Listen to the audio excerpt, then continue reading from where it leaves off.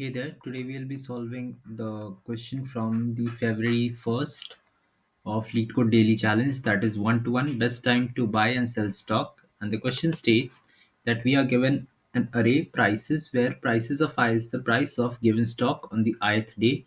You want to maximize your profit by choosing a single day to buy one stock and choosing a different day in the future to sell the stock and return the maximum profit you can achieve from this transaction.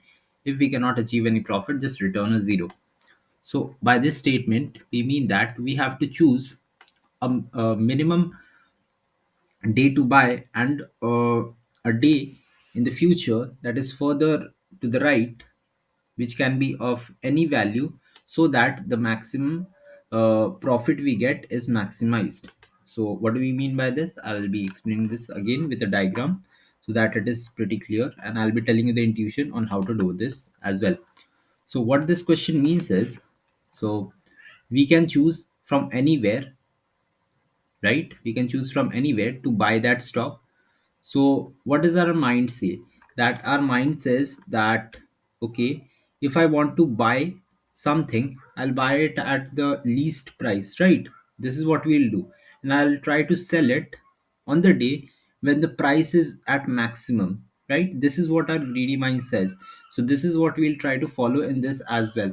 So what we do here is we just try to choose the product or buy the stock on the least day and try to sell it on the maximum day after that.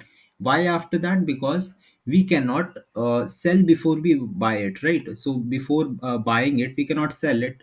That is pretty obvious. So that is one of the conditions here. And now let's get to the intuition and how we will do this.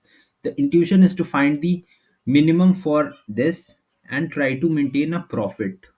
And how we are going to do this, let's get to it.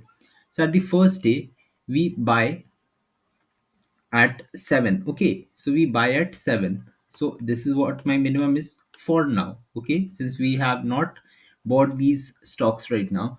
And what is the profit? And the profit is given by the formula as whatever my minimum is minus this nums of I value. So what is this? 7 minus 7, that is 0. So the profit has to be 0 for now on. So now let's get on to the next day. That is, we get 1. So is 1 less than 7? Yes, it is indeed. So what we will say, the minimum is 1 right now. And what is the profit we can get? 1 minus 1 is 0 for now, right? Now we get on to the next day. What is the minimum between 1 and 5? Obviously 1 is the minimum. What is the profit that we can get? Now this is what? 5 minus 1, that is 4. If we buy on this day and sell on this day, we will get a profit as 4. Now let's see if we can do something better. Now what is the minimum between these two? Again it is 1. If we sell here, we'll get a profit as 2. Now we move on to the next step, that is the most important step where we'll get our answer.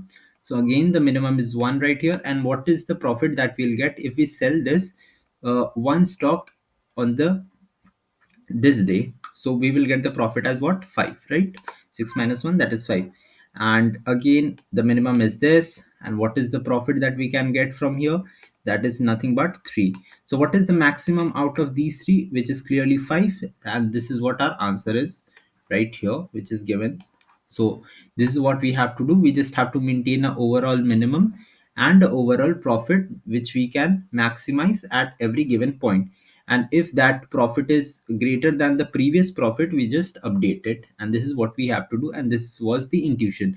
I'll be showing you the direct implementation of this and not showing you the brute force, because I'm sure you can do it, the brute force, by checking every substring, right?